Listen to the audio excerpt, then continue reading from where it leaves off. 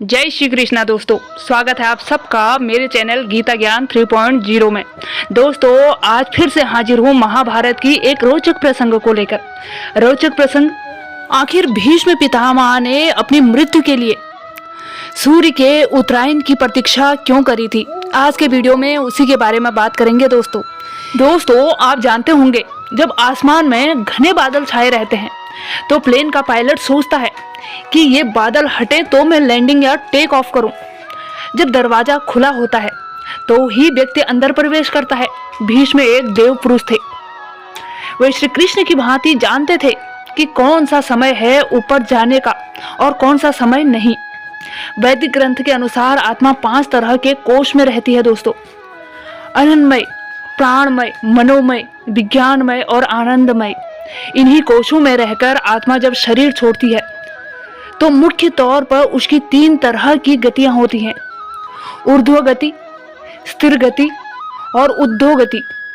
इसे ही अगति और गति में विभाजित किया गया है दोस्तों।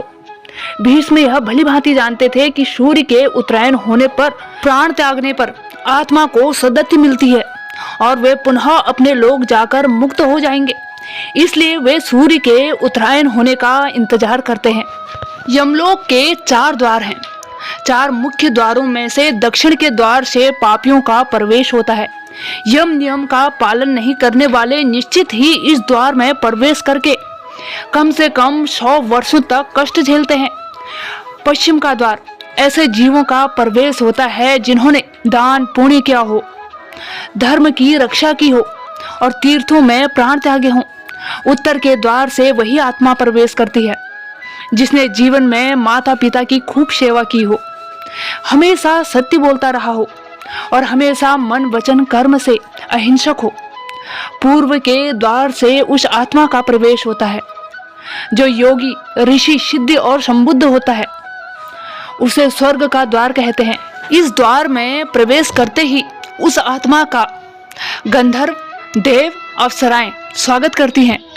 सूर्य के उत्तरायण में मरने वाले लोग, जैसे भीष्म पितामह ने सूर्य के उत्तरायण होने का इंतजार किया था, उनके लिए चारों द्वारों, 7 तोरणों तथा पुष्पोदका, वैवस्वती आदि सुरम्य नदियों से पूर्ण अपनी पुरी में पूर्व, पश्चिम और उत्तर के द्वार से प्रविष्ट होने वाले पुण्य आत्मा को भगवान विष्णु के दर्शन होते हैं, जो शंख, चक्र, गदा, पदाधारी चतुर्भुज नीलाभ रूप में अपने महाप्रसाद में रत्नासन पर दर्शन देते हैं। ऐसी शुभ आत्मा स्वर्ग का अनुभव करती है और उसे शांति और स्थिरता मिलती है। स्वर्ग में रहने के पश्चात वह किसी अच्छे समय में पुनः अच्छे कुल और स्थान में जन्म लेती है दोस्तों। बहुत दिनों तक मृत्यु शैया पर लेटे रहने के बाद जब सूर्य उत्तरायण हो गया, तब माघ माह की शुक्ल पक्ष की अष्टमी तिथि को भीष्म पितामह ने अपने शरीर को छोड़ा था। इसलिए इस दिन को उनका निर्वाण दिवस के रूप में माना जाता है। सूर्य के उत्तरायण होने पर युधिष्ठिर आदि सगे संबंधी पुरोहित भीष्म के पास पहुंचते हैं।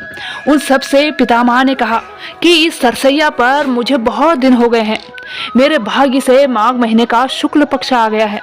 अब मैं शरीर त्यागना चाहता हूँ। मैं हस्तिनापुर को सुरक्षित हाथों में देखना चाहता था। अब मेरी इच्छा पूरी हो गई है। उसके पश्चात उन्होंने सब लोगों से प्रेम पूर्वक विदा मांगकर शरीर को त्याग दिया। सभी लोग पितामह को याद कर रोने लगे। युधिष्ठिर तथा पांडवों ने पितामह के सर्विद्ध शव को चंदन की चिता पर रख दिया और दाह संस्कार किया। कहते हैं कि भीष्म 150 वर्ष जीकर निर्वाण को प्राप्त हुए। दोस्तों, उम्मीद करती हूँ कि ये वीडियो आपके लिए नॉलेजेबल रही होगी। अगर हाँ, वीडियो को लाइक करें। अगर आप चैनल पर नए हैं तो प्लीज इस चैनल को सब्सक्राइब करें दोस्तों, और बेल आइकन को भी प्रेस कर दें ताकि आने वाली मेरी हर नई वीडियो की नोटिफिकेशन सबसे पहले आप तक पहुंचे। तब तक के लिए जय श्री कृष्णा दोस्तों।